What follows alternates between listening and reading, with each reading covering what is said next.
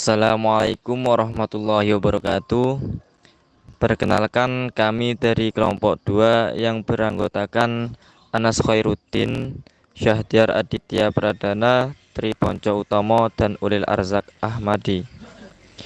Di sini kami akan menyampaikan materi kami yang berjudul Jarimah Qadzaf atau menuduh wanita baik-baik berbuat zina. Pengertian Qadzaf. Qadzaf dalam arti bahasa Arab yaitu ar-rumyu wa nahu bil hijaratiha. Artinya melempar dengan batu dan lainnya. Hal ini bisa dilihat dari firman Allah, an-nagzifihi fit ta'abuti fagzifi fil yaumi. Surat At-Thaha ayat 29.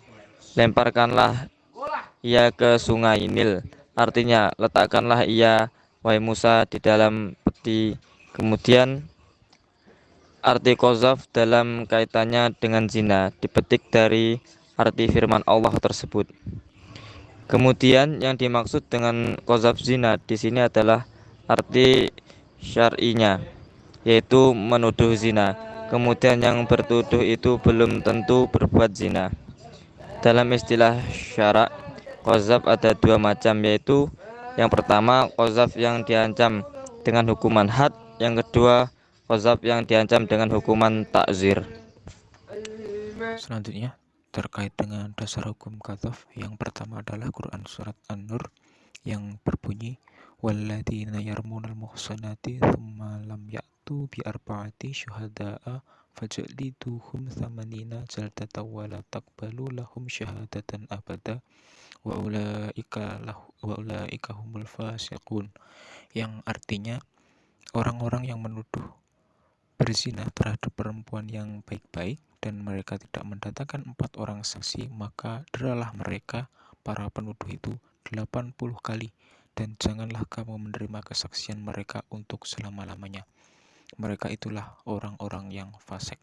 Dasar hukum yang selanjutnya yaitu adalah laula ja'u alaihi bi arba'ati syuhada fa'id lam ya'tu bi syuhada'i fa'ulaika indallahi humul kadhibun, yang artinya mengapa mereka yang menuduh itu tidak datang membawa 4 saksi.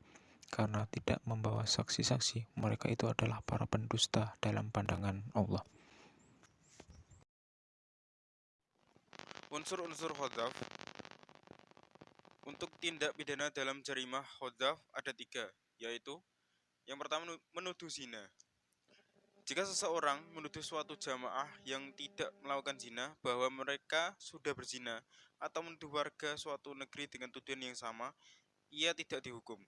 Akan tetapi, cukup dengan hukum dari hakim disebabkan apa-apa yang dilakukannya, karena hal tersebut bisa dimutlakan telah melakukan kebohongan. Maka, tidak ada kehinaan atas si tertuduh dengan adanya hal itu. Penuduh itu dihukum oleh hakim agar menjauhi perkataan-perkataan yang buruk dan caci maki yang keji. Tindakan itu merupakan kemaksiatan yang harus dididik, sekalipun tidak seorang pun yang menuntut dilakukan pendidikan untuknya. Orang yang dituduh itu muhsan dan bukan pezina. Adat itikat jahat. Orang yang menuduh zina itu harus bisa mempertanggungjawabkan tuduhannya itu jika cara pembuktian kebenaran tuduhannya itu. Apabila jika tidak bisa membuktikannya, maka dia harus mendapatkan hukuman berupa dera 80 kali. Apabila yang menuduh itu adalah seorang budak, maka hukumannya adalah didera setengahnya, yaitu 40 kali. Selanjutnya, syarat-syarat dalam qadzaf.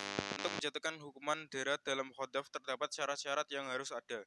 Syarat-syarat tersebut meliputi 3 hal, yaitu A. Syarat-syarat yang harus ada pada qadzaf yang menuduh zina. Pertama, berakal, dewasa, dan terakhir dalam keadaan ikhtiar, yaitu tidak dipaksa dalam pihak lain. B. Syarat-syarat harus ada pada muhdhaf yang dituduh. Yang pertama, berakal, kedua dewasa, ketiga Islam merdeka, keempat belum pernah dan menjauhi zina, kelima memiliki alat kelamin. Untuk untuk yang C, syarat-syarat harus ada pada mahdzuf bih, sesuatu yang dibuat menuduh zina. Yang pertama, segala pernyataan baik berupa lisan maupun tulisan yang bisa dikategorikan sebagai tuduhan zina adalah perkataan dengan kata-kata yang jelas, perkataan dengan kata-kata sindiran. Sudah itu aja. Yang terakhir, pembuktian terjadinya khadaf.